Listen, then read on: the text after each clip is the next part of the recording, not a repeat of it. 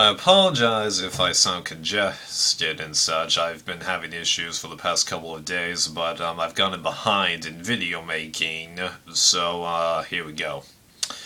So here's my thoughts on the rest of the Mr. and Miss Survivor 2015 competitions. After the countdowns were over, I had a vague idea of what I was planning on doing. I was planning to listen to all the individual debates and the freeway bits, but I already had various predictions as to how it was going to turn out. I expected Tony to honestly not be the greatest in his debate video, and while he was nice, I ended up being kind of proven correct because compared to the other two, it seemed like he was there more just to have fun. Now, that's not necessarily a bad thing, but I was just looking at it and I go, you know what? I'm not too sure you are gonna win this here, Tony. And like, I voted for you, sure, but that was just a preliminary round and such. That you could definitely tell was more of a funville, but for this bit, I wanted to be a lot more serious, and just, yeah, he didn't seem to really go up to the table. Now, that ultimately really did help the big freeway Mr. Survivor debate, but yeah, I could just tell that he probably wasn't going to win, and I ended up being proven right on that point.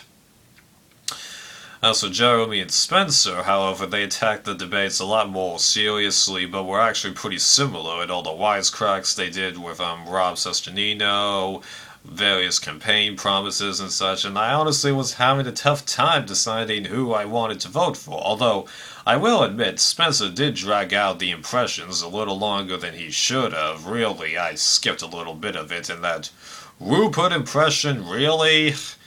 Sheesh.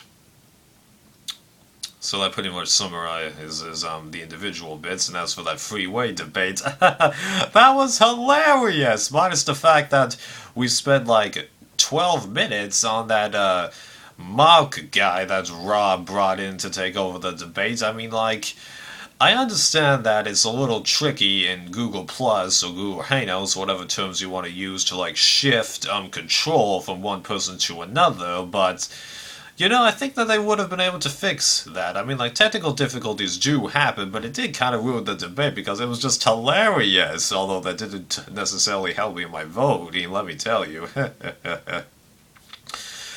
So once that was over, I ended up deciding to just vote for Spencer because, well, pre-debate, I thought he was the guy who, was probably the favorite to win anyway, and just I don't know, because it was real down tough picking him over Jeremy, because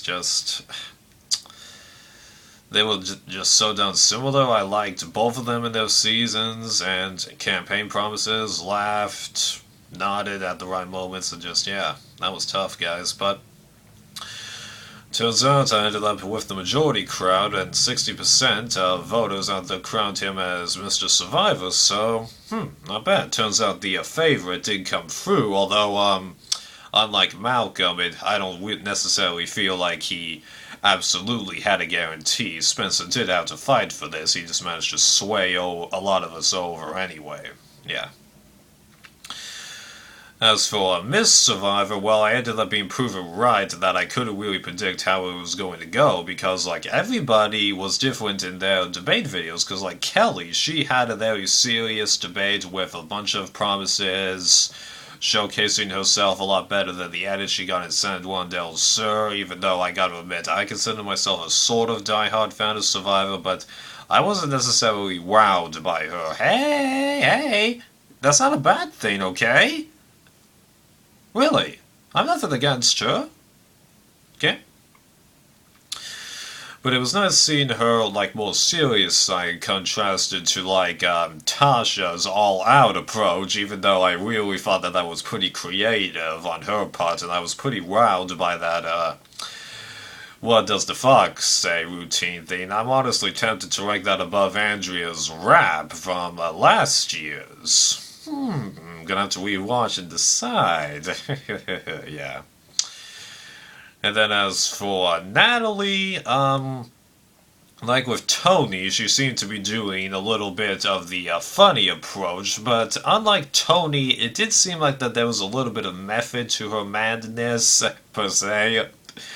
And I really did laugh at the bits where it was Nadia was at the beginning, and she's like, "You can't tell us apart," and like, I was kind of thinking that, when did her face get that thin, So, yeah, I was kind of on the verge of figuring it out, but whatever.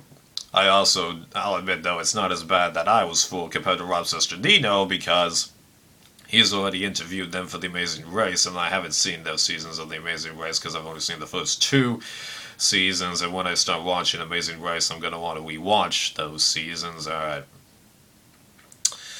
And then as for the freeway debate, I gotta be honest, it kind of bored me, honestly. I don't know. I mean, like, I don't necessarily blame them, but I think with the addition of technical difficulties and people kind of rebutting their arguments and those questions, it just didn't feel interesting, to be honest. And arguably, my vote was even tougher for being who I thought should win because I'm like, well, if I'm going to go based on